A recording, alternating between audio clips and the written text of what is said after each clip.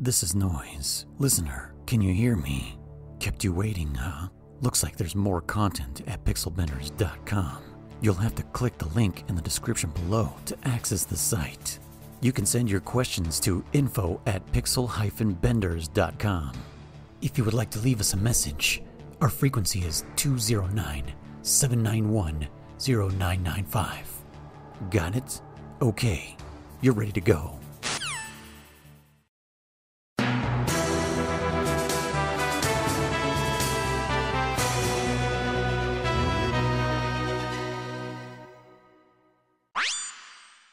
Welcome back, everybody, to Codec Calls, a Metal Gear Saga podcast, where we play the entire Metal Gear Saga from 1987 to the present in chronological release date order.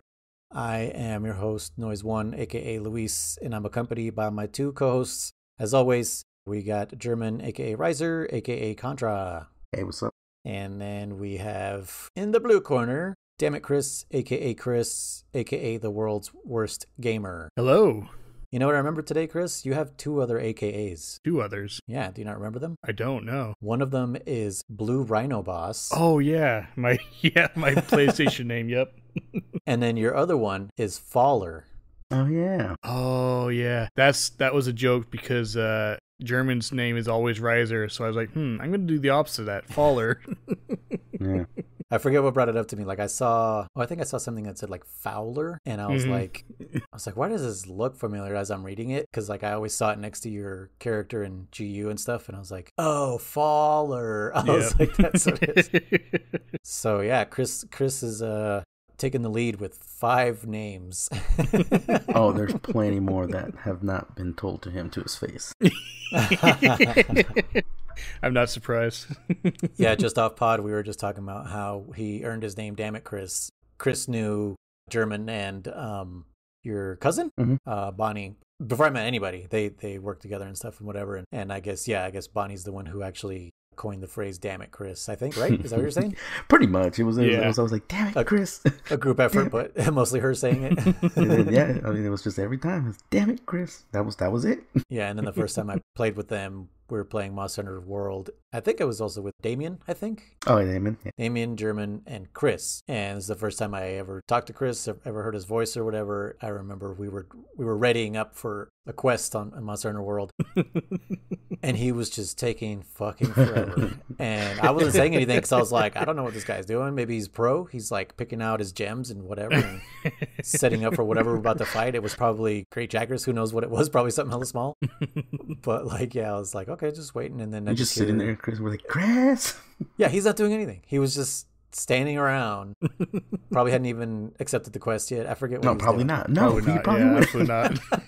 I can almost guarantee I hadn't. Yeah. And that kind of became the homework. It's like, Chris, accept the quest, then go do your shit. Yeah, But yeah, the first time that you said it, Noise, I remember specifically, we were fighting Kushala in the ancient forest. He was up at the Rathlos nest, and I was going to set a bomb. And then you're like, oh, you're using greatsword. Go ahead and blow it up. So I was like, okay, sure. And so I went up there and I did the whole thing where you like ready yourself and like go to hit it. And the first time I had missed completely. Oh no, that's not what it was. I was messing around. But I do have that clip of I you was messing around. You completely miss. Yeah, he completely missed the barrels. And Kushala Dora woke up and I was like, God damn it, Chris. Yep. Yeah, no, I don't remember the first time I said it, but I think that day though that I met you, one of you said, "Don't be nice to Chris" or something. Yeah, it was probably fun. Like I said, we all played eventually, like interchanged, but yeah. But I just remember one of you guys saying like, "Oh, don't encourage him or don't whatever something." I was definitely buying a lot of time. And you guys were just like, just I don't know, like I forget the wording you guys said, like put him down or whatever, something like that. Something like that. And then I think we were already in the quest, and I said something like negative towards Chris, and yeah, I think it was Bonnie because Bonnie was like there you go, that's the way. Yeah. So while adding to that greatsword thing, Chris was using greatsword all the goddamn time, and he was just not getting tails. Like it was just, I was like, okay, I'm like, I had not touched greatsword since Monster Hunter 2, and so I was like, let me teach you how to fucking do this shit. And I brought my greatsword, and like, I mean, it took me a little bit to learn it because it's a whole new mechanic in that game. But yeah, instantly I was like, that. See, I think I shoot up to whatever monster, and like within like 3 swings, I chop that thing. I'm like, that's how it's done, Chris. And then Bonnie would do the same thing. She'd bring over her freaking sword and shield, and she's like, let me show you how to cut the tail off, Chris. Yeah. And then Bonnie would do the thing where she'd cut the tail off with the hammer, with the little poke. Oh, yeah. Which is not even a move, right? Like, what is that? I don't know. I don't know if that's one of those things like the charge blade and the sword and shield have the guard point. I don't know if it's something like that, maybe. Yeah, it's like some weird like poke with the handle, but it causes like piercing, and so if you get the last hit on the tail, it'll cut it off. Yeah, because you can do a bunch of damage with any weapon to the tail. It's just the last hit has to be sharp. That's the one that has to cut it. Yep. We would have contest noise. We would have contest. I used to love swooping in, just watching someone fight that tail, and then I'll just come in and like swink. Oh no! Well, no, not especially with my gun lance, because they're like, dude, you're not even supposed to be here. I'm like, I know.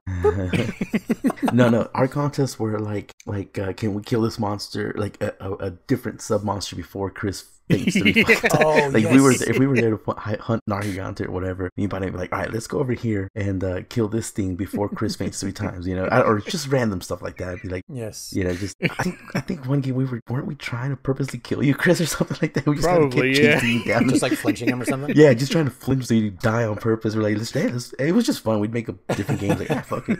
Why? Well, because we knew we weren't gonna probably beat that monster. Like, all right, let's just go fucking. Anyways, that's a very long-winded way to say that Chris has earned both the World's Worst Gamer and the DammitKriss names. Yeah. And I've contested those too. There's been several times that people have come up to me like, oh no, I'm worse than you. And we will play games together and they will clearly beat me. So yeah. Oh yeah, you guys have had races on Twitch and stuff. Yeah. Yep. Like literally competing for who's the worst. Yeah. Anyways, this is a Metal Gear podcast. Welcome in. So we have been playing. How many games is it now? This is 5 games. Yeah. Well, this will be 6. Well, 6 now. Oh, sorry. I completely forgot. I was just about to say, yeah, we just beat Metal Gear Solid. No, you're right. We just played Metal Gear Solid VR missions. Mm-hmm. Yeah. For those in Japan, that is the 3rd disc of Integral. Let me recap last week. German kind of pointed out that when he goes back to the furnace, I guess is what it's called. I kept calling it the Foundry or something. But the furnace, the only place that has the molten steel or whatever it is, the lava works. Mm-hmm. German was saying that he doesn't really like that spot because it kind of feels out of place and something like that. I actually think it's because it reminds us, oh, we got to do the Palki now. Well, yeah. Probably. Like it kind of starts that, and it kind of puts you in that mood of like, ugh, like I got to do this now. Well, you know what? Very, very likewise. I know once I get to what's his face, Psycho Mantis, I know I'm like, oh, I gotta do the fucking tower. Like, okay, here we go. Yeah. So I think that's it. It's just kind of like an underlying thing. But yeah, you're right. It is kind of like out of place, and I wonder what they did in that room. Like, I mean, do you think they build Metal Gear there, or did they import all the pieces? I don't know. But with that said, you mentioned Palkies, and I did forget to bring this up. The game, for the most part, was very consistent in like Snake remembering certain stuff, like, oh, I fought Big Boss, oh, Gray Fox, I remember him, whatever. But when it comes to the goddamn Palkies, he acted like he's never heard of memory shape alloy. Yeah. I'm like, dude, you fucking did it. You fucking did it with the whatever her name's pin or brooch. You just did this 10 years ago. Yeah. I mean, had it been like, and again, 10 years ago, but that's something pretty uncommon. Oh, you would remember that shit, man. Yeah, exactly. Especially because it wasn't like a side quest, or it was just it was like to fucking progress in the game, in this mission. So it's like you would have thought that maybe when who is it, Master Miller, quote unquote, brings it up, right? Or no, Otacon, right? I think he would be like, oh, I know this. I've done with this. That would have been perfect, But nope, he acted like he's never heard of that shit before. I'm like, all right, whatever. Yeah. Okay, so another thing was I forgot to mention in the Raven fight, because we were talking about how there's 2 phases to him. Like first he's kind of like stalking, looking for you, and then halfway through his HP pool, he starts sprinting. On Expert, he is sprinting right from the beginning. Okay. Oh. So you have to like fucking know where he's at, and if you don't have a radar, you're like, where is he? Usually I've found the best way to find him right away is to pull your stinger out, because you can see his little square to lock on him. So you even can through see walls him. and stuff, huh? Yeah, through walls. So I forgot to mention that. And then also another thing about the story is Raven mentions that Solid Snake's path in life is cursed with endless violence. Oh, yeah, that's right. He even says, you will have no peace. Mm-hmm. That may become significant later on, but I kind of forgot to mention that in the lore. Oh, yeah. At the end, after you supposedly beat Liquid and he falls to his death off of Rex, we alert this last camera Where the hell do those soldiers come from? Oh, yeah. Because everything's collapsed behind you, right? There's rubble. Yep. The entrance is blocked to whatever that is. And these soldiers come out of nowhere. And also, what are they fighting for? Yeah, that's very true. Liquid is dead.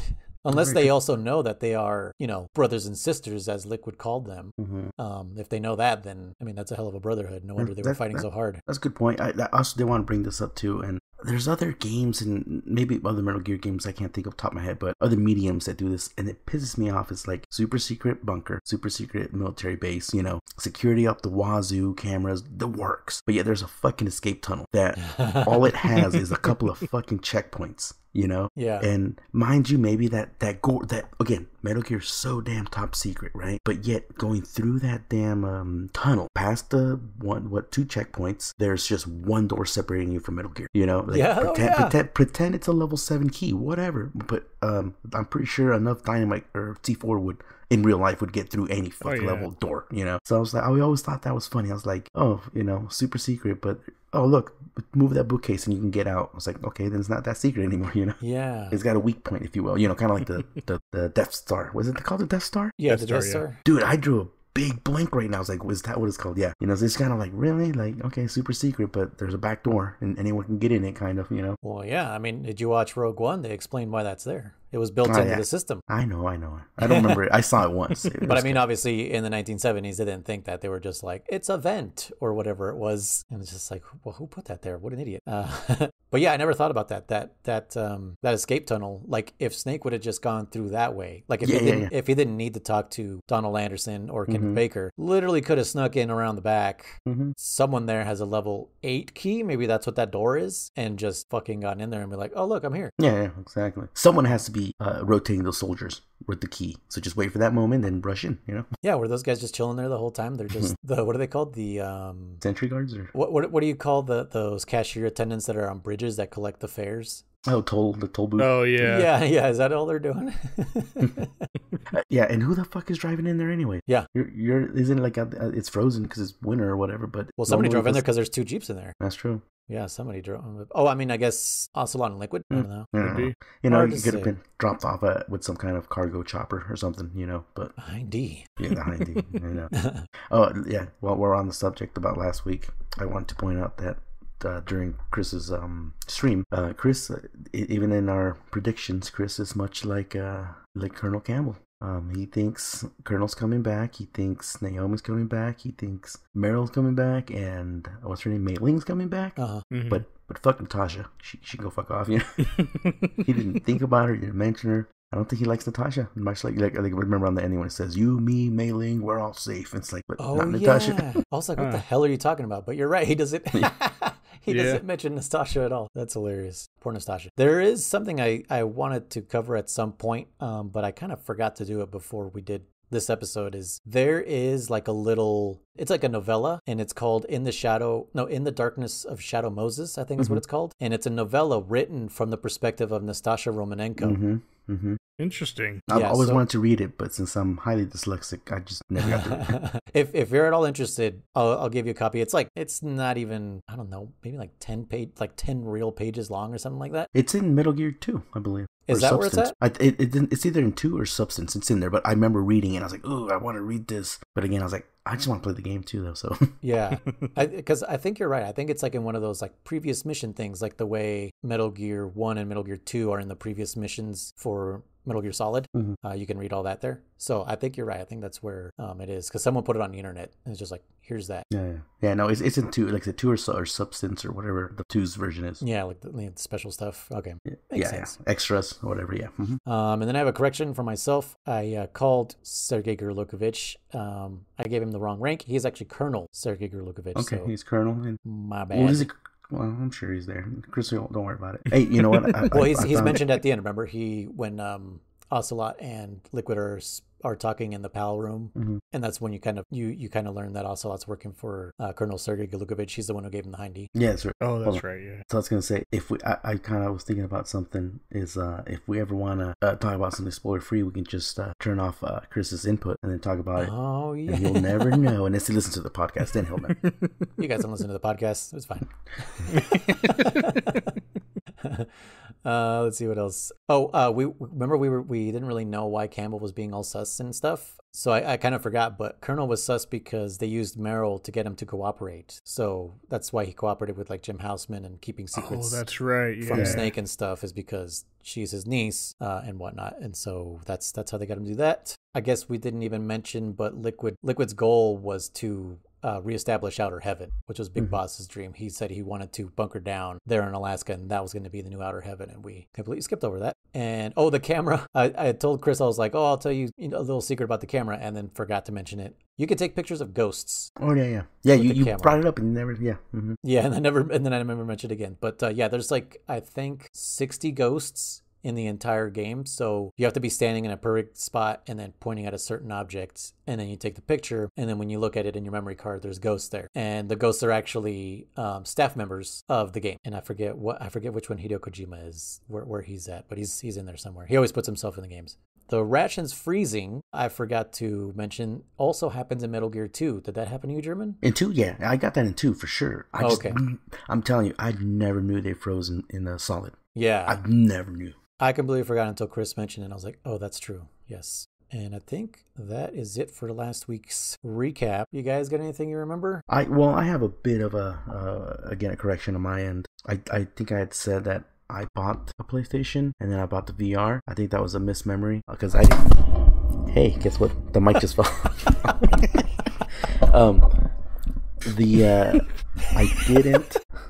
I didn't buy a PlayStation 1 until I'm talking like maybe 2008 or 9 or something like that. So I think what really happened is I had the PlayStation 2 and I was on such a Metal Gear binge that I told you I played 2 like the second most out of all of them. Yeah. I was like, I want more Metal Gear. I was like, hey, I'm just going to go. I think it was probably one of the first games I ever bought on eBay. And I went on there, I got the original, and then it popped up the VR missions, and I was like, oh shit, another game, or a spin-off or whatever. I was like, hell yeah. And I wanted it, and that kind of leads into this. It's like, that's why I didn't really want to play this, Luis, because I just have bad memories of getting this goddamn game, being so excited that there was more Metal Gear content, and it was just VR missions. And I was like, oh man, I don't want to do this shit.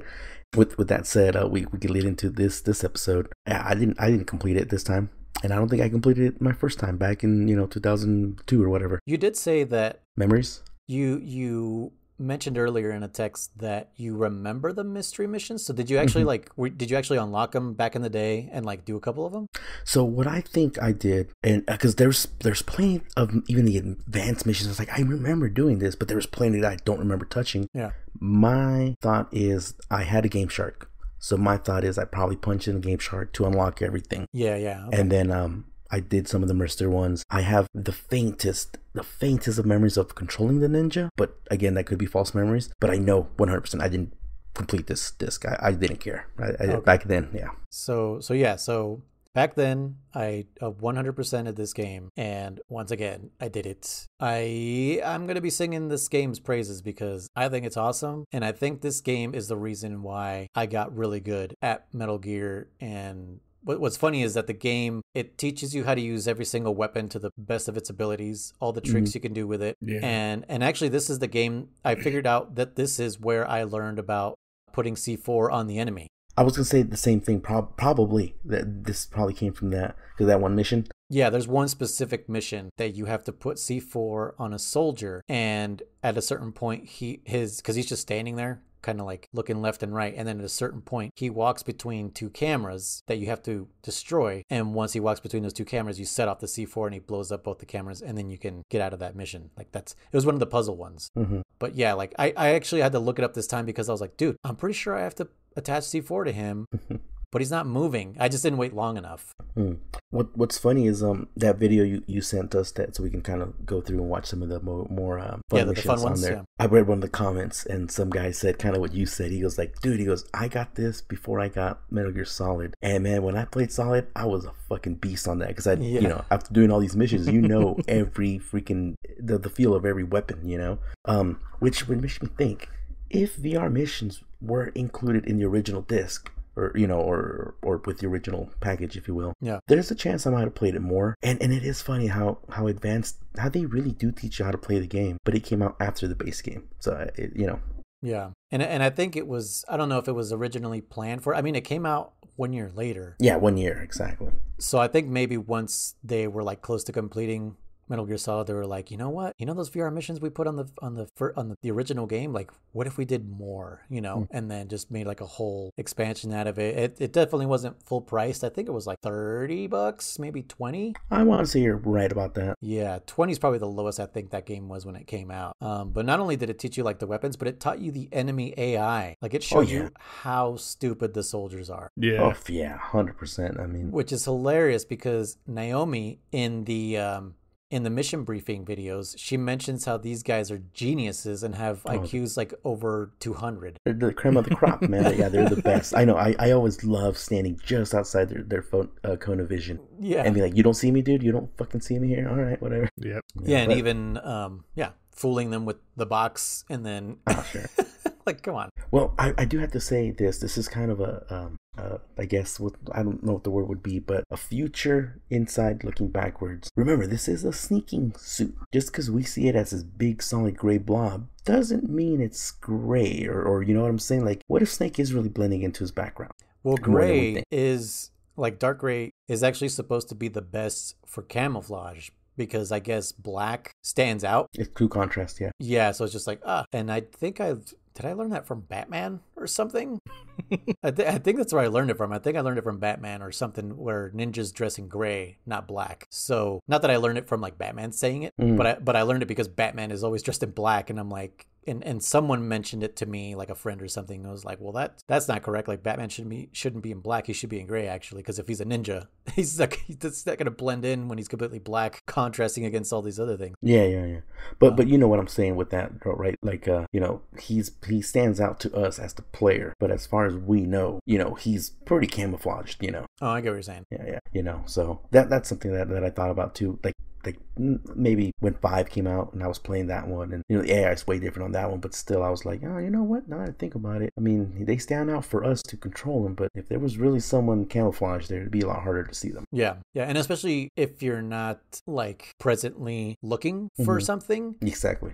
Like if you're just patrolling, you're just kind of like, I'll just wait till something moves or something. Yeah. Seems out of place. Yeah. That's the truth. Like I don't know if you've ever seen those pictures where like they'll put like a picture of a mountain pass or whatever forest, and it'll be like when you spot it or whatever, and you're like, what am I looking for? And then the second you see the deer or the bobcat or the sniper, and you're like, oh, and then after that's all you can see. But for the solid 5 minutes, you're like, what am I looking at? It's the same concept, like some guard is walking down, he's like, I don't see shit, and then all of a sudden Snake moves or something, you're like, oh shit, there's a person there the whole time. Yeah, I used to look for those on Reddit, like the when you see it, and some of them were like ridiculous. Like some of them were like a person in a group photo that is just like, I just see people taking a selfie or something, and then you see this other person, and you're like, whoa, like how did I not see that? Like that's crazy. It makes me think of I forget if this is like written in history, recorded by somebody, but I think it was like when the Spanish landed. I know what you're talking about, yeah. The Native Americans didn't even notice the ships coming. Yep. We might have seen the same video. Right? Until they were like right there. Like they were almost at the shore because they didn't know what they were looking at. Yep. Like maybe they saw it, but they were like, huh, what the heck is that? Because they'd never seen anything like ships before. Yeah. Not that big anyways. Yeah, they knew canoes or whatever. Yeah, so their brains didn't comprehend what was happening until they almost ended, and they were like, oh, those are people, like on a whatever this thing is, That's why I also think we've never seen aliens, because our brains just don't comprehend what the fuck they would be if we were staring at them. We see them in TV and all that shit. But I think like if there was a goddamn UFO, a real UFO in the sky, we wouldn't see it because our brain just doesn't really know what the hell it's looking at. Not only that, we wouldn't believe it. There's a movie I watched with Leo DiCaprio and I forget who else. It's called Don't Look Up, and it's about a meteor or an asteroid. I haven't seen that one. Yeah, coming to hit the Earth. It's really good. I've heard about it. Yeah. But the entire world is like, yeah, okay, whatever. Like, it won't really happen, like it's whatever. So they like ignore it until like almost the last minute when they're like, okay, what do we do? Yeah. And they're like, well, you got to do this. And they're like, no, we're going to do something else. I gotta watch that movie. I've heard. Yeah, I don't want to spoil it, but like, no, don't. The entire thing is just like, dudes, like, you guys didn't take this seriously the entire time. And the sad thing about it is like, that's probably how everyone in the world would react. Like, everybody who's science ignorant is gonna react that way. They're just gonna go about their business. The news is still gonna continue reporting the news, and they're gonna be like, oh, that thing's fine. Look, it's not gonna hit us. Like, because like we're invincible. You know, like nothing could ever happen to us. So it's just like, it's beyond their comprehension that if that were ever to happen, like, we're fucking screwed. Unless science is like act right away. No, sure. You said Leonardo DiCaprio was in this? Yeah, Leo DiCaprio and I want to say Bryce Dallas Howard. I forget who the chick scientist is in it. Let me look it up real quick. I was watching it the day I got my first COVID headache. I didn't realize I had COVID until the next morning. Jennifer Lawrence is the scientist partner to Leo DiCaprio. Oh, and, cool. And they're literally trying to convince the entire world that this thing is happening. It's really good though. Anyways, so that's kind of my take on the initial VR missions thing. But I think we should lead on with Chris. Right? Yes. Oh yeah, how'd you do? What'd you think? I got something like 30% done, 31, 32, something like that. So according to German's math, it's basically, what was it? What was your math, German? So this is the math I did. I got 37.9. Might as well call it 40. Now that is goddamn near close to 50, so might as well just call it 50. And since most of these missions were broken up into a practice session and the exact same mission then being over on the time section, might as well call it 98%. Right, so you guys almost finished it. Mm-hmm. Yeah. So you both got 98%, I got 100. Basically. Yeah, so I think much like German, like I started out and I was like, oh, okay, this is kind of interesting. And then it was just the same thing over and over and over and over. And I was like, oh, this is less interesting now. And it's funny because I remember there's a gentleman, The Unexplained Bacon. He's a streamer. And he is very, very invested in this series, by the way. I know. I spoke to him today. Yeah. And he's like constantly asking me questions, and I feel so bad because most of the time it's like, I don't know. Like I'm just doing what they tell me to do. Like I don't know what the future is, because he's like, what are you guys playing next? How are you playing them? What all games are you playing? Are you playing every single game? And I was like, I don't know. I'm just going based on what they tell me to play that week, you know? Yes, Bacon, the answer is yes. Every single game. Yeah. So yes, it will be about a month before Metal Gear Solid 2 gets covered. And I remember I had mentioned to him that we were playing this. He's like, oh, really? Why? And I was like, I don't know. We're just playing everything, I guess, you know, in order of the release. And I told him, and I told a couple other people too, and they're like, oh, why are you doing that? Why are you wasting time? And I was like, it's just part of the experience. We're playing everything. That's all. I'm not the one behind this, you know. Mm-hmm. No. But yeah, so there were a lot of people that voiced their opinions that they didn't know why we were playing this. But I didn't let that bring me down. It was just the fact that like and pretty much everything I did was on practice, and I didn't realize until I was like most of the way through. I was like, wait, why does it say practice? And I looked at the other side and it says time trials, and I was like, are you kidding me? I've wasted all this time doing practice, and I still have to do time trials for the same thing. And so I did a few time trials. I remember doing that, and I was like, nope, yeah, I'm not going to do this. Well, and that's just it, Chris. Actually, you can't do the time trial until you do the damn practice. That's what really kind of gets. So you did what you had to do, actually. Okay. And that's what I find annoying too, because what I was doing is I was doing, like, let's say SOCOM, and I would do all SOCOM in practice, and I'd do SOCOM time trials, because I just did them. I was like, I don't want to do them again. So it wasn't until like way later on, maybe when I got to like grenades or mines or something, that I was like, you know what? So I don't get bored of the same mission. I'm just going to do mines and practice, then whatever, grenades and practice, then C4, you know what I'm saying? So then when I go to the time trial, you know, I've already kind of been a minute before I did, you know, C4 or whatever. So that to me helped me a little bit better versus doing practice and then jumping over to time trial. Okay. But isn't it only the sneaking that has the practice, or am I remembering this wrong? No. Because there's sneaking mode, then there's weapon mode, then advanced, and then special, right? No, weapons have practice too, I'm pretty darn sure. I think they do. I must have I devoured this game, so I don't really remember.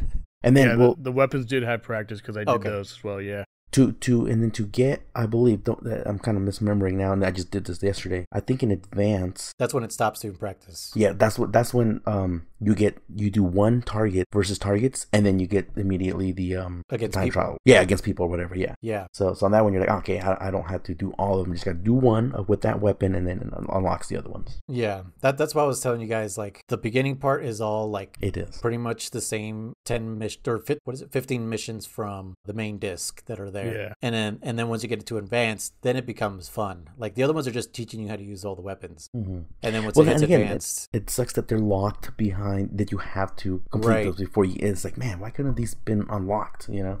So after a certain point, some of them do start unlocking like one at a time.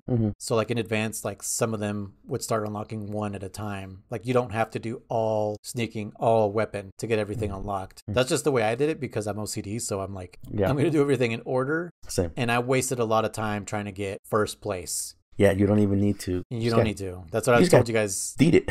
Yeah, especially when Chris was like, I've only been doing practice. And I was like, oh my God, Chris, like, this is like the third or fourth day in, and I was like, just beat them. Like you don't have to get it. You don't even have to get third place. No, you don't even have to. Yeah. And the only thing that is required for like first place is all of sneaking, that first spot. If you get first on all those time attacks, then you unlock the mailing photo shoot. I heard about that, but I don't think I've ever seen it. Yeah, which I alluded to when we were talking about mailing is bae, and we were talking about someone's thighs. Who are we talking about? Meryl's thighs. When she walks, and I was like, it's her thighs. And then I was like, oh yeah. And then I was like, oh wait, nope. I just remembered. No, mailing also pretty thick if you get the photo shoot. And then so here, let's talk about the unlocks. So yeah, to unlock the mailing, beat all the sneaking modes. Oh, it's just a sneaking mode, I guess. And then to unlock mystery mode, which is where you start getting, like you start becoming a detective, which is some really funny quests. You have to complete 70% of total missions. So they don't have to be in order, but just if you do 70%. And then there's the NG selection mode. I don't know what NG selection means. New game, maybe? That's what I thought. To unlock that, you got to complete 80% of the VR missions. And then to unlock Ninja, you have to complete 85% of total missions. And then that cheat that I sent you guys to unlock Ninja, that didn't work for me. I tried it too, but remember I was doing on the Master Collection, and there is technically no select, and this is the pad. I don't know, so I can get it to work either. Oh, that does act as select, whatever it was that you used for the codec. Okay. Oh, okay. But yeah, that shit did not work for me. And once I did the ninja, what's it called, mode, I totally remembered how disappointing those missions are. like, because I remember German was saying like, oh, I'm probably gonna get to play as ninja in this game, and he was like already disappointed when he's like, no, I just got to do a bunch of VR missions. It's even more disappointing once you realize you've done an entire game and you get to play 3 freaking ninja missions, and it's only one little warehouse map, and it's like the most meh mission like ever. Or missions, like 3 of them. It's just like, what the hell? Then there's a special mission. It's just called VR mission, and that one is multiple maps, but one time trial, right? So they give you 15 minutes to go through all these multiple maps, and that one for sure took me almost an hour to get through, especially because like I started getting into that mode where I'm like, oh, can I do this faster? And oh, can I do this without getting spotted? Instead of just go and beat this mission. That's what took me the longest, is my want to get first place and get to, like, no one's going to see my fucking scores. It's on a goddamn PlayStation. This isn't going online or anything. Except for you, German. I think yours, like, you'll get trophies and stuff for it. Possibly. I didn't pay attention if I was getting trophies. I have trophies turned off. Oh, okay. Because that's another thing I'm going to mention is, I guess the Metal Gear Solid Master Collection Volume 1 1.5.0 fixes, they fixed the analog, so it's not 8-way. It's not an analog stick emulating a D-pad anymore. It looks like they fixed that. I gotta check it out. But a lot of reports out there of people saying no, it's still not fixed. So check it out and let us know if it did get fixed. I'll check it out. The fix literally just came out, and they added trophy support. So if you had trophies turned on, you weren't even going to get them anyways. Oh, okay. Because that just got fixed too. I heard. Yeah, I've heard there's been a couple patches released, and I'm assuming my PlayStation's done them overnight, so I haven't noticed. Okay. Chris, did you see that video that Noise sent? Oh yeah, did you guys? Yes, I did. Yeah. Okay. What'd you think of from Advanced on? What do you think of those missions? It was a lot more interesting. The puzzles I thought were cool. Kind of wish I had those. Yep. Yeah. I totally agree with what you say about the ninja thing, because I remember when I was watching like the opening cutscene, if you don't click start right away on the thing, it kind of shows you little previews of it and stuff. And I was like, oh, you get to play as ninja, and like it shows way more on there than what you actually get to do. And I was like, what the heck? Like, that's crazy. But yeah, like you said, there was just the 3 things, and I was like, oh, that was it? Really? Yeah. Like, You pretty much saw everything. So, yeah. But the puzzles I thought were cool. There was one in particular, I don't remember what it was called, but you go into that room, and it looks a lot like the room that you killed Psycho Mantis in. Okay. Yes, the last mystery mission. Yeah. It's the best mission in the game. Yeah, no, where he's looking around for all the different things and everything, and then the end of it is the guy fell asleep and fell over on a ketchup bottle. I was like, oh my gosh, you gotta be like, that's so great. Just straight so trolling good. you for the same, like, yeah, because I mean, you didn't escape with ketchup, but yeah, since we told you that that's the way to do it, Yeah. they're basically pulling a you against you. Yeah, but I thought that was great. But yeah, for the most part, like I kind of watched further into the regular missions and everything. I was like, yeah, it doesn't look like it's a whole lot better. And then you were talking about, but it's so much better. It's so much better. And then I was like, okay, let me skip forward to that. And I did, and I was like, oh, yeah, it is more interesting up here. Okay. Yeah. And so I think That's why I was like, don't even watch the first ones. Like, start with 9. Yeah. So I think if it was a situation where they had sprinkled that in early on, I think I would have been a lot more Hooked or vested. I just don't think anything should have been locked. You know what I mean? Everything should just be unlocked. Yeah. Exactly, because like we were saying, if you played Metal Gear 1, then you've already played the first ones. And then you bought this game, and you're like, oh, I want to skip these and go to the advanced ones. Yeah. But yeah, if they had sprinkled that stuff in a little more, I would have been a lot more motivated to continue on through the game than the way they did make it. Because like German says, it's like, especially if you think it's a whole new game or like something completely different, even if it's just a spin-off or whatever, like, sure, okay, but what is this? Like, it's just the same thing over and over again.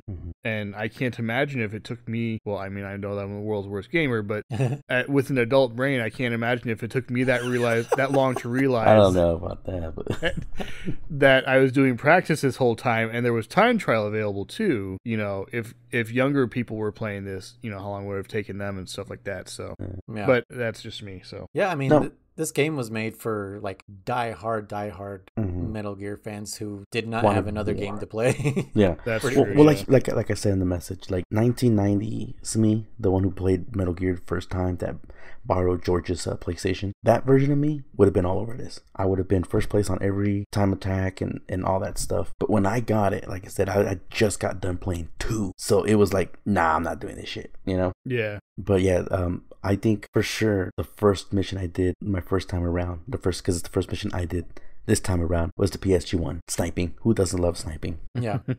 Yeah, those ones, yeah, I like the sniping ones. They were fun.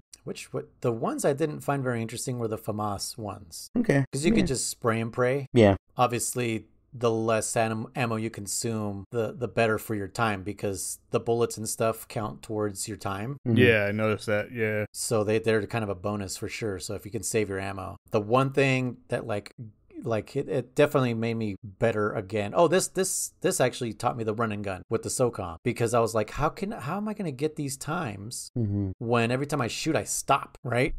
So I think that's what forced me to start like looking for information, and I must have found it in the manual that said this is how you run and gun. And then maybe that's when I went back to Solid and was like, okay, I could take on Ocelot on Extreme now, probably. Yeah. So I think that's why I love this game. Is it really, like I said, it taught me all the shit that I needed to know to beat Solid, like master level, I think. So I'm hoping there's some VR fans out there also who, I mean, they probably just grinded Metal Gear Solid until they were great at it there. Yeah. But VR missions for sure taught me how to play like extremely well. Well, you had mentioned that VR missions came out about a year after Metal Gear Solid? Yeah, the next year. Yeah. So I'm guessing, I mean, even casual players, if they got it a couple months later, I'm trying to think of like me, how much I played games when I was younger. I would think like 6 months tops to beat the game. So I think most people, especially if they're diehard and they were, got it day one or very shortly after release, would have had the game mastered long before VR missions came out. So yeah, but maybe there were some that were like me that just didn't know certain techniques were even possible, like the C4. That's true, yeah. The run and gun. I can't even think of other things that were there. But the funny thing is the VR missions teaches you all this stuff and how to be efficient with all these weapons. And now when you play Solid, you hardly use any weapons at all. Because if you're good at Solid, you don't need to use any weapons. Yeah. Except for the SOCOM, against enemies, I mean. It's just the SOCOM. Yeah.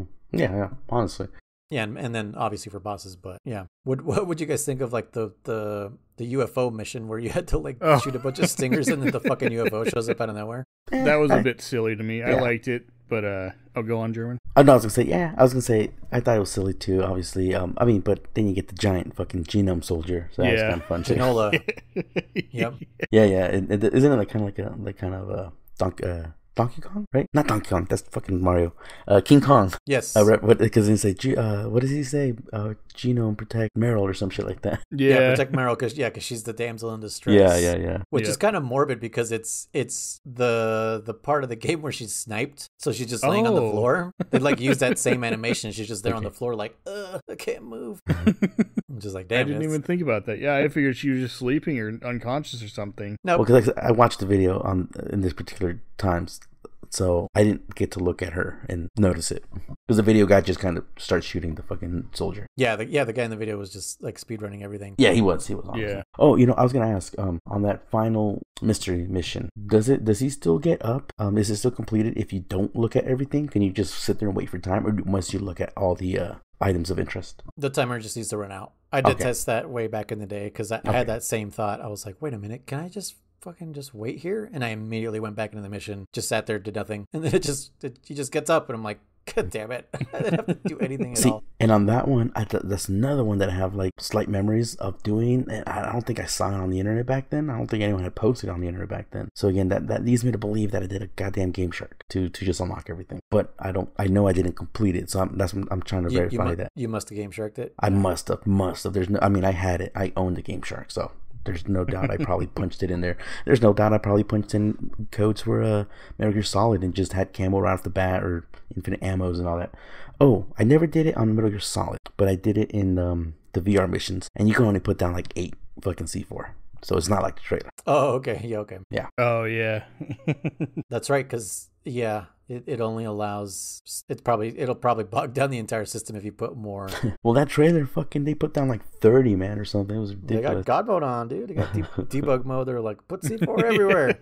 Fuck yeah. That reminds me of another thing I had noticed during the VR missions. It was one of the Stinger ones, and I was fighting the soldiers. And I remember there was a couple times that I would fire at them, and the missile would seemingly go right through them. Yeah. And just pass right through them. It wouldn't hit them, just pass right through them. And I was like, is that a bug? Like, is that a collision thing? Like, what's going on here? Even when you were locked on, right? It would just kind of say, like, screw you. I'm going. Yep, I know. I saw that too. It was annoying. Maybe we were firing too fast, I think, and they had iframes between them being alerted. Because the explosion would alert them, so they would kind of get that exclamation point and turn around or look at the explosion or whatever. Mm-hmm. And then I would lock on immediately and shoot the next one, and it would like, nope. So yeah, that one took me a minute to get the high score on, or at least the one I'm talking about, because like my missiles would not connect. I was like, dude, and I would just keep resetting. I had fun overall with that one. Like I said, some of the more advanced missions were fun, 100%. To be like, can I kill 30 with grenades? Let's try, Yeah.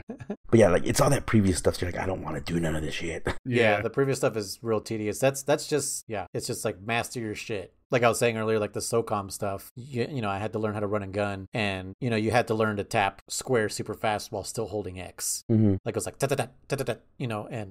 and I really had to jump between analog and the D-pad, like back and forth, because it's like, okay, here I need to be precise, so D-pad. Mm-hmm. Over here I need to be quick, so I need analog. And it was just like, it was definitely a fucking test of endurance and skill. Like when I was like, oh God, we're going to play this game, I was like, I don't think I still have it in me to running them with the SOCOM like I used to.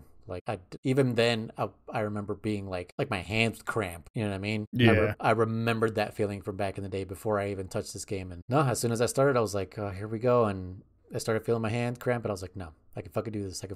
And it consumed me, man. Like it definitely pulled me in. Did you 100% it? But did you also get first place and top on everything? Not this time. Okay. Back when I was a kid, definitely.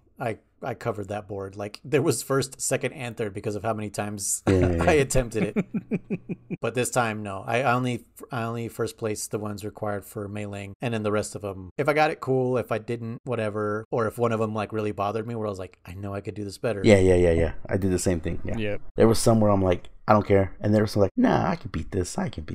Yeah, because some of them are like, this is way too easy. Like the time is like, it gives you 20 seconds and you can do it in like 9. And it's like, whoa, why'd they give me so much time? And one of the ones that I really liked that was a puzzle one was a Nikita missile one. I don't know if you guys remember, if you guys watched that one, where there's like the explosive blocks on different levels. Like there's some on the floor, there's some like at eye level, and then there's some like up high. Oh yeah. And you kind of had to use the ramps. Yeah. And like these openings and stuff. And that one took me for sure like 30-40 minutes just to kind of like, because the clue says that the order matters. Like you can't just start blowing them up. Yeah. Like your position on the map and how and when you blow them up matters, because otherwise you'll blow them all up and then you can't get to the goal, because the goal is like in this little island at the end and you're like, oh shit, how do I get there? Yeah. So that one took me a minute, but that one was pretty fun. Like the grenade puzzle ones were whatever, like I don't think I really saw any of those. Well, I was gonna say with the Nikita missiles, what was funny is that they gain height when you go straight through the stairs, which kind of is interesting. That stairs cause the fucking Nikita missile to kind of go upwards. Like if it's not a ramp, it's fucking straight up stairs. Well, even if it was a ramp,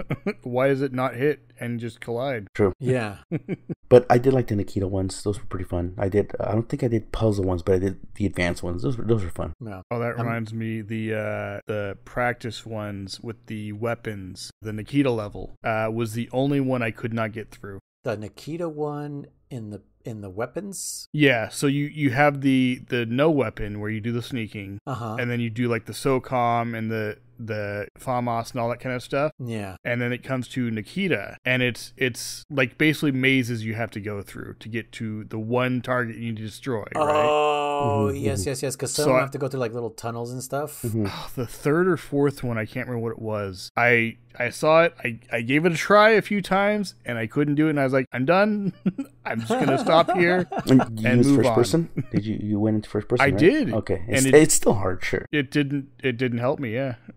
Did you use my analog stick trick where you don't let it ever boost? I forgot to change the settings in the thing, so I mean, technically use analog sticks, but yeah. Technically, you can still do that with the D-pad as long as you like kind of keep making it move left and right. Like I tried that a couple times with D-pad. I couldn't do it quick enough that it would hit a wall or something. So yeah. Yeah, no, some of those were tough. Yeah, I just did it with the D-pad. Some of those were tough for sure. Yeah, but yeah, I will probably revisit that now that I think about the joystick thing. Try to change the settings and try that. But yeah, that one I was just like, nope, moving on.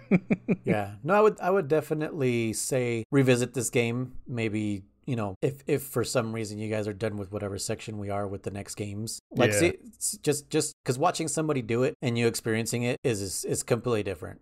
Oh yeah, sure. Definitely. Even if you know the solutions, executing it is like what the hell? Because there was another puzzle one that I had trouble with where you had to lure a genome soldier through a snowy maze with your footprints to get him to go over to the wall that's blocking the goal to set off a claymore that you're gonna set down. Damn. And that one I was like, what? How do I I'm pretty sure that's what I have to do is I have to lure him, because I took it all the way over there, and I was like, oh, I'll just set off the claymore myself and the wall will go down, and I'll just take the hit. But they give you such little health that I was like, oh, that's not going to work. Like, I'm definitely going to die. Yeah. And then I looked it up and I see the guy luring him. And I was like, see, I knew it, but I didn't finish the video. I was like, okay, it is luring. But you have to go past him to grab the claymore and then past him again. The thing is, he's rotating, he's looking left, up, right, down, left, up, right, down, really fast. Yeah. So he's going to spot your footprints the first time you go past trying to get to the claymore to pick it up. And so I was like, what if, I'm like, you're too slow to crawl. And you had to be really clever. And I was like, man, I wish I had a grenade or something so I could do that trick. Remember where I was like, your feet never touch the ground so you don't cause noise? Oh, It also doesn't cause footprints. Makes sense. I think I saw, I don't know if it was a speed run, just recently, someone do that grenade trick on the third floor of Metal Gear to get close to that guard without fucking setting him off. Yeah, it works, man. Speaking of mines, I think the mines were the worst ones in my opinion. The claymores? Oh, yeah. Because there was claymores on the fucking map. Yes. It just kind of okay, I'm supposed to kill these guards or these targets with claymores, but there's also other claymores out there already, so I gotta stop what I'm doing to fucking crawl over them I actually have a clip of some goddamn mines. I put down a mine, and it was against targets, and this target went by it, didn't set it off, and I said, okay. I'm like, he was clearly in it, but I said, fine, maybe he just barely missed the hitbox. So I run back over, because I was waiting at the checkpoint or whatever, the complete section. And I run back, and I fucking put another one down, and I literally watch him go right over it. I'm like, what the fuck, bro? Yeah. So I go put another one down, and he sets it off while I'm putting it down. So it fucking kills me. I was like, you fucking piece of shit. Yeah, you just okay. Yeah, so you just reminded me of that whole claymore targets and then people. Those were for sure. I think that was the toughest ones because there are like the best strategies like put it down in front of the target as it's about to approach you and it'll blow up. But also the splash sometimes gets you and it's like damn it, like fuck. Or I don't know if you noticed, but like if your target is between you and the claymore, even if you're like say 20 feet, no, like 10 or 15 feet away from your target exploding, the shrapnel from that target will hit you. Yeah. Which was crazy. I was like, oh my God, really? They made it like that? Like they actually put like some kind of fixes into the claymore, like, or physics, into the claymore. Yeah. Like that was fucked up. But yeah, some of those were like really hard with the targets going around in circles and you had to destroy them all. The one where you had to like destroy like 20 guards or kill 20 guards with the claymores, and it was just like pillars in a room. I was like, how do I funnel these guys so that they go where I want them to go, but they like flank you? So my only strategy was like put a claymore facing north, then one south, then one north, then one south, and that's the only way I got it, because like they kept coming from both sides, and I was like, oh my God, I just have to like put these down as fast as possible. Fuck that, man. You definitely brought back some flashbacks from earlier in the week. Shit, I forgot about the claymore mines. That was the one I disliked the most. That and then the fucking stinger. The rest of them were fine. Except for monster was just kind of boring because it was just straightforward, just run and gun. But I still liked it better than the damn claymore. Yeah. What other weapons were there? No, was it just soak them? No, they had the PGS one. Oh yeah, the sniper. Yeah. C4 was fine. There was a couple good ones in there. I don't even remember the C4 ones. There was one where I know I fell for the trap back when I first played this, where you gotta get to the exit using C4. It's probably the fourth or fifth one. You go up, or destroy targets maybe? Maybe you got destroy. I don't remember. The point is, where there's walls? There's a bunch of walls, and it's clearly the booby trap floors. And my fucking ass just goes right up to it. And to put the C4 on the wall? Yeah, and I was like, and I fell down, and it's funny because he falls down holding the C4. And I was like, I did that last time too. I did that fucking 25 years ago. I'm like, what the? Yeah, it got me too. I definitely. I know exactly which one you're talking about, and it got me as well. Yep. Because you just think like I should be able to place it and get out of the way fast enough. No. Yeah, and I guess the solution is you have to blow up the ones that don't move down below, and then place a claymore up top for when those ones move up close enough to the walls, and then blow them up, and then it'll blow up the walls. I think that's the speed track, because if you didn't care about the speed, you just do it from around the other side of the wall. I believe you can blow them up through from the wall, because it's like a kind of like a what do you call it, like a upside down E kind of shape. You just do it from the other side of the wall. At least that's how I did it. I was like, I'm just gonna do it because I from the north side of the wall. Yeah, that's what I did. Oh, okay. I'm sorry. Because you can't do it from the south side of the wall because there's no wall, because it's stairs. Well, can't you use those fucking red targets? I thought that's what you maybe were supposed to use. Wait a minute. Because there's targets that Yeah, that's what I used. The targets, because they're explosive targets. But they're on the south side of the wall, aren't they? And yes. How did you do? Oh no! How did you do that from the north side of the wall? I don't know. Unless I didn't fucking. Because you're right. All the way. It is shaped like an E, right? Because there's an extra like little bridge. Yeah, that's where I put them. What the hell? How did you do that? Mm-hmm. Are they that close to the brittle walls? Yeah, the explosions went right through. Oh my God! I didn't even try that. I was just trying to use the explosive targets the whole time. No, because that's the speed part of it. If you're trying to get a high speed, you lose so much time running all the way around. It wants you to use those red targets, and I was like, I don't care. Oh, okay. It didn't even dawn on me to do that. Okay. Well, you guys got anything else to add to VR missions? Nah, honestly, this one was a quick little.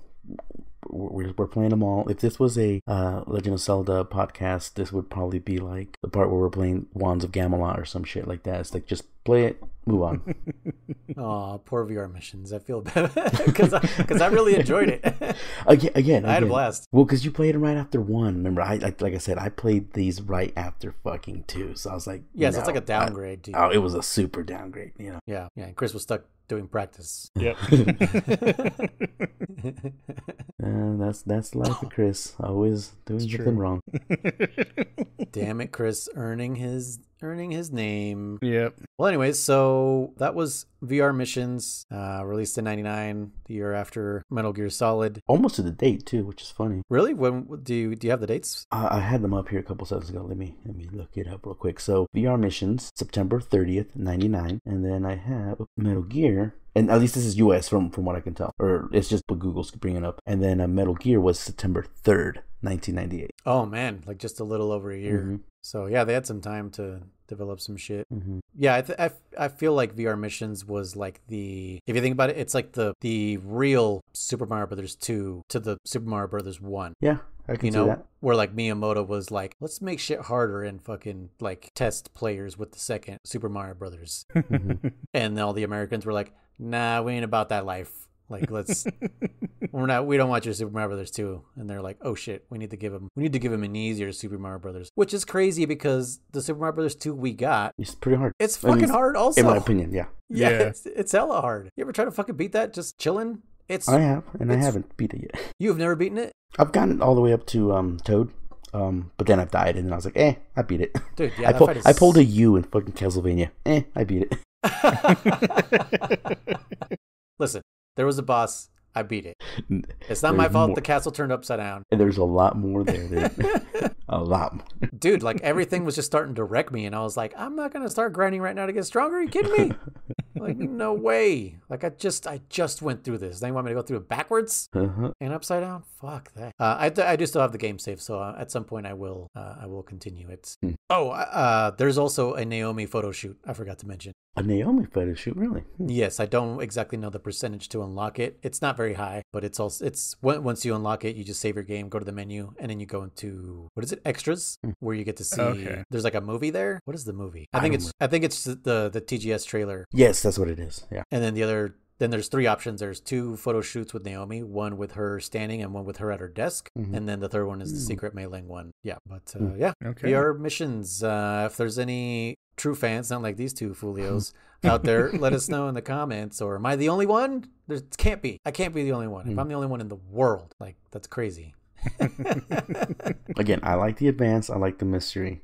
Yeah. Just the beginning. That's the only part. Yeah. But, go ahead. No, that was it. Oh, I was going to say that this game is like, is the opposite of that meme where it's like they had us in the first half. This is the opposite. The first half made you not want to continue. Just like... or that other one with the fucking horse. The back half is all badass or ugly, or you know what I'm talking about. You seen that one? No. Like, hold on. It's the opposite. Is when they'll do like a horse and then like the back half is like all pimp drawn, the middle is kind of and then the head of it is just some crap. Oh yeah. So it's kind of like hand drawn. Yeah. So it's kind of the same thing as like the back half of this, which would be the front of the game is just horrible, and then the back half is like, dude, these advanced missions were fun. Again, I would have loved to do more of them, but I was like, I'm not doing these. I made it to 37% in just one sit through. Literally, when you said how far have you guys made it, and I said I'm not very far at all, I mean not far at all. I think I booted it up and I did the first fucking Soka mission. I said I'm done, and then so I was like, okay, I'll fucking play a little bit more, just give it a good old college try, and in just a one sit through, I made it to 37%. So I was like, hey, I did pretty good. Speaking of one sit through, I buried the lead and forgot to mention here on the podcast, I did tell you guys, but I don't think you guys took me seriously, but I did stay up all night, whatever night that was. Like, I couldn't sleep. Mm-hmm. And so from like 11 p.m. to fucking, I don't know, whenever my wife went to fucking work. 7 or something? 8, maybe 9 o'clock in the morning. Jesus. Yeah. Like, all I had left, like I said, was like those couple missions. Okay, so yeah, you weren't lying. Okay, I thought you were just like, I stayed up all night. Like, I'm thinking 2 a.m. Yeah. Okay. Yeah. Okay. No, I was like, maybe if I play this game, I'll get tired. And I think it was the opposite because No. I just wanted to Your like OCD said nope. Yep, my OCD was like, nah, bro, you should have just laid Just down and tried to fall asleep. Yep. Yeah, that was a brutal day afterwards because then I had to do a dump run because I was gonna have my folks come over with the truck so that we could go dump a bunch of crap that we have in the house, and they showed up and my dad was like, you don't look like you want to do this, and I'm like, nah, I don't, but but I got it. We got to get rid of this trash. Yeah. Oh man. Yeah. Totally forgot to mention that. Yeah. So I don't recommend, if you have OCD, do not start VR missions in the middle of the night. Okay. Or any kind of game where you're like, I gotta be the best. Definitely. I like the way that, speaking of OCD, I like the way that Malezert describes it as brain spiders. Yeah, it is kind of like Yeah. something crawling around your brain that's just like, nah, bro, you gotta keep going, or Yeah. whatever it is. Like, you gotta fix this, or Whenever he streams a game, he always streams it to 100%. And he says the reason is because, you know, if anyone ever comes back and says anything like, oh, you didn't do this, you didn't do that. Yes, I did. I did everything in the game. The only game that he has ever not completed was, oh gosh, what was that? Deadly Premonition 2? Deadly Premonition, was it 2? 1? I think it was 1. Okay. Because it was the baseball collecting thing. And the game had glitched on him. Yes, he did say And that. so he wasn't able to get the last card or something. But he's like, you know what? I did everything. The game broke. That's not my fault. And, but yeah, I love the way that he describes it as brain spiders. It's just like, yeah, that makes sense. Yeah, that's how I beat Final Fantasy 9. Yeah. my save corrupted, and I saved the universe. Oh my goodness. Mal, he is like Deadly Premonition's like biggest salesperson. Like, I don't know how to Yeah. like their biggest promoter. Yeah. For other people. Yeah, the number one cheerleader, Mal, for Deadly Premonition 2, because those games, I tried watching him play them, and I was like, nah. Like, this is worse than you saying you're going to 100% it. This is crazy. I'm not going to watch this. This is this is bonkers. Yep. Yeah. Deadly Premonition. Sounds familiar, but I don't think I've ever played it. It's, you should. Yeah, no, do not play this game. Do not. I think they're PS2 games, are they? Or PS3? I don't know what they were originally for. I know they're available on Switch now. Yeah, dude, when I heard that, I was like, why? Why would you re-release these? Why would you re-release these? And there's a cult following, just like Mal, you know, like there's a bunch of fans who are just like, Oh, I'm sure there is, yeah. This is awful and I love it. And it's just like, okay, cool. Yeah. More power to you. Mm-hmm. Alrighty, so if you guys heard last week, German will be on vacation next week. He's going to a secret top mission that I'm not allowed to say, even though it's already out there. Yeah. My mission, my what is it? The way you said it was so great. You're like, thanks, my cover's blown. My cover's blown. Man. Just the way you so said much it. for sneaking into Puerto Rico to topple the government. You were so devastated. Sorry. No. 100%. It was definitely just for the jokes. I don't mind at all. Your tone sold it. It was like I was like, shit, that I actually fucking No, not at all. No, because again, we're sneaking games. So I was like, cool. Tell him where I'm going, bro. Tell him exactly what I'm be doing. Tell him where I'm staying while you're at it. You know. Yeah.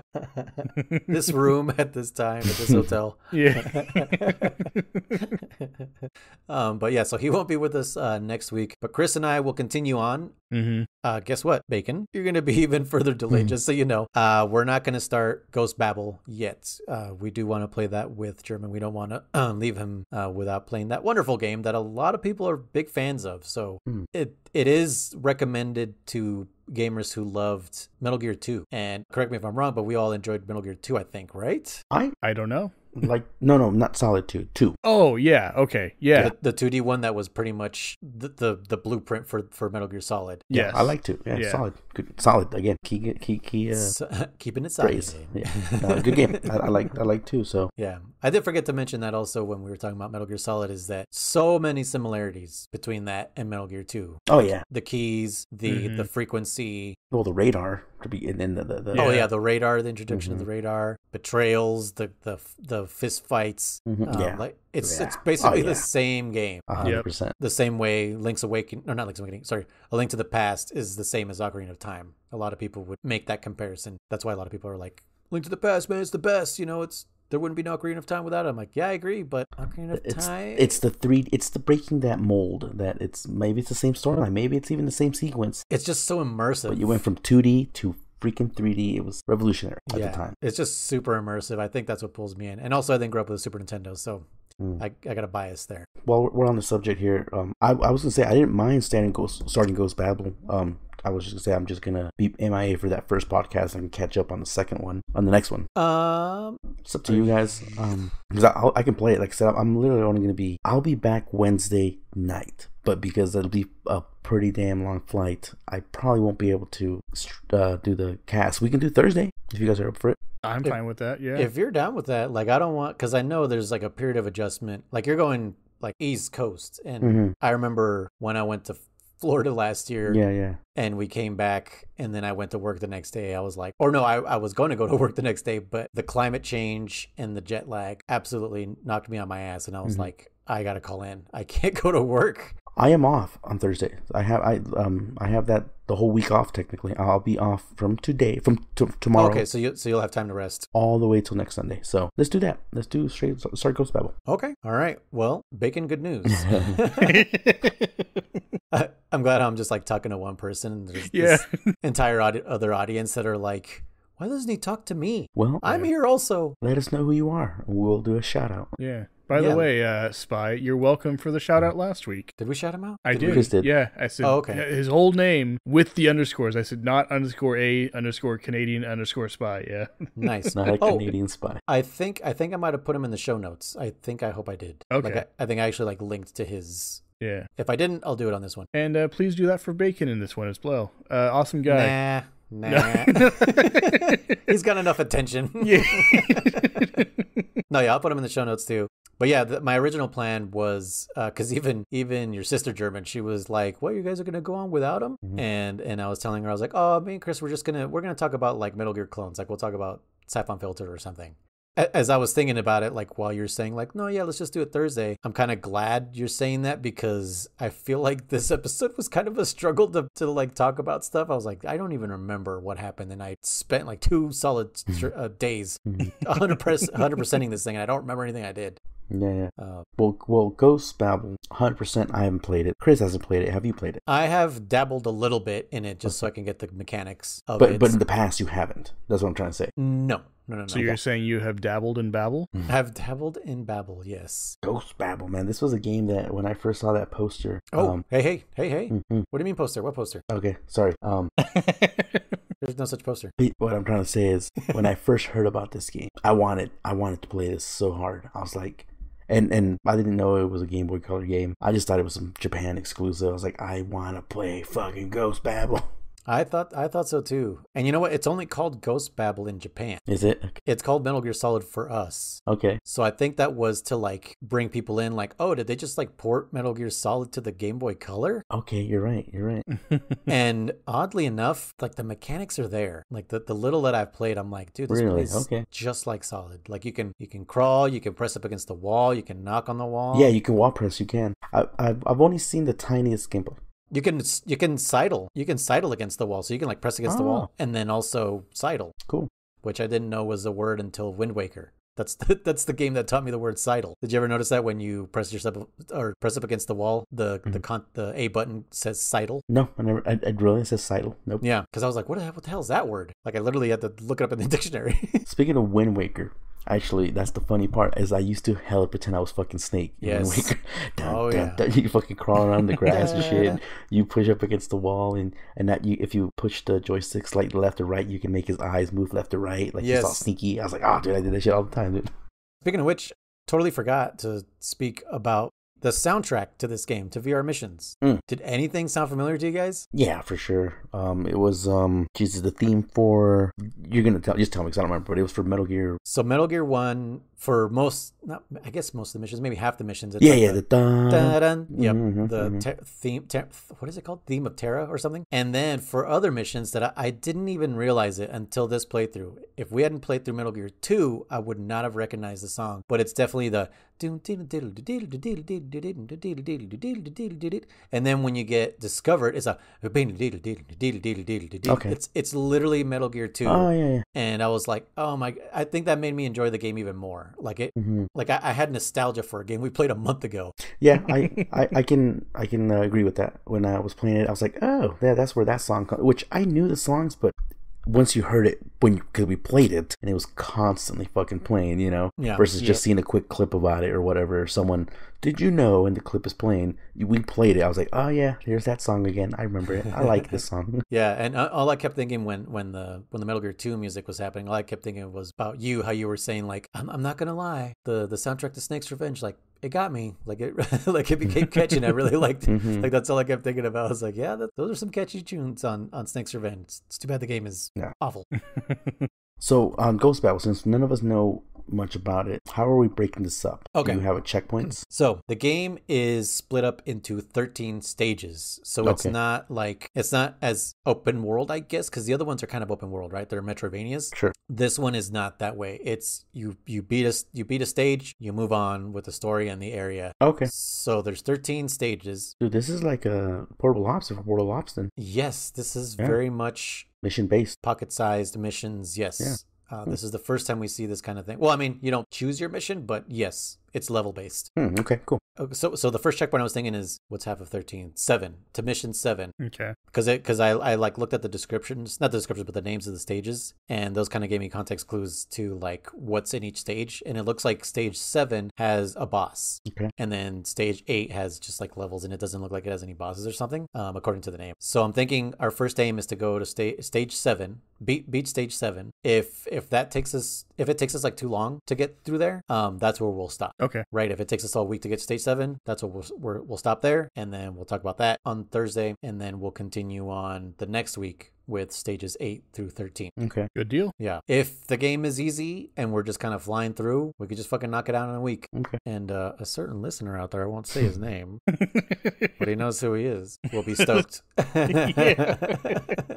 We'll give him a shout out in the show notes. Yeah. What if it's the opposite? What if it's hard and we only make it to 4? Then it's a 3-part episode. And that certain listener will be even sadder. Sad face for that listener. I don't want to drag people through that game if they're really not enjoying listening to it. So I really do want to ask the listener to give us feedback, because we are only hearing feedback from the people we know. Yeah. And, obviously we're kind of pushing against their wishes, because we're like, there are people out there that are definitely super fans of VR missions or Ghost Babel or whatever non-mainline Metal Gear game is out there. So that's why I want to touch through all of them as much as we can, just to honor those gamers too, because I've listened to podcasts where I'm like, why didn't they cover this? Like, this is true. I like this is pretty dope. Well, because I think that's going off of like what would you call it, the general fandom is Ghost Babel, as you said, is well liked, well received, versus Metal Gear for Nintendo and Snake's Revenge are not. So we were kind of like, fuck those games, we're just gonna try them and move on. Yeah. The NES ones are it was also kind of just redundancy. It's like, well, like even with this one, VR missions, like we didn't set the rule to 100% complete it, otherwise we'd still be freaking trying here. We were like, we played it, we did it, move on. Yeah, I said I'll try to 100% it, and unfortunately I did. But at least I could say, hey, I still got it. I could still do it. Like I feel kind of proud of being almost 40, and I could still, Jesus, that was a long night. Anyways, okay. I don't know if you noticed too, but GB, Metal Gear Solid GB, Game Boy. Yeah. Wow. That didn't pop into my head until just today. Because I was typing it to the listener we will not name, and I typed it out like MGS:GB, and I was like, whoa, and just like my brain exploded. I was like, I know Kojima, and he probably encouraged that, even though I'm sure he wasn't even developing this game. I think he just produced it or something. So this is not I don't believe this is a Kojima game, but we'll cover that in the next episode of Codec Calls, a Metal Gear Saga podcast. Definitely leave us some kind of review or something. We'll try to shout you up, but give us feedback for sure. We want to know if... for sure. Yeah. I don't think we're wasting our time. I know there's fans out there, but, we want to hear from you for sure in the comments in the YouTube video or as a review in whatever podcast of your choice that you're listening to us on. So, yeah, I have been Luis, a.k.a. Noise1. I am Riser, a.k.a. Contra. Thank you for listening. Thank you for playing along with us, those who are playing along with us. Yes, yeah. Continue to play along with us if you are. If you are not, I don't know how you're doing this. If you're just listening, that's props to you too. But I never thought of the idea of someone playing along with us until you mentioned it. And I was like, oh shit, someone could play along with us. That's pretty cool. Yeah, kind of like a book club. You know what I mean? But maybe they're playing along in their heads if they don't have time to play along. So maybe we're playing this for them. Yeah, and I'm glad we're playing this for you. An audio let's play. That's what we're doing. An audio let's play. Chris, and I am. Tell them all your names. I am DammitKriss. No, wait, Chris. Tell them all your names.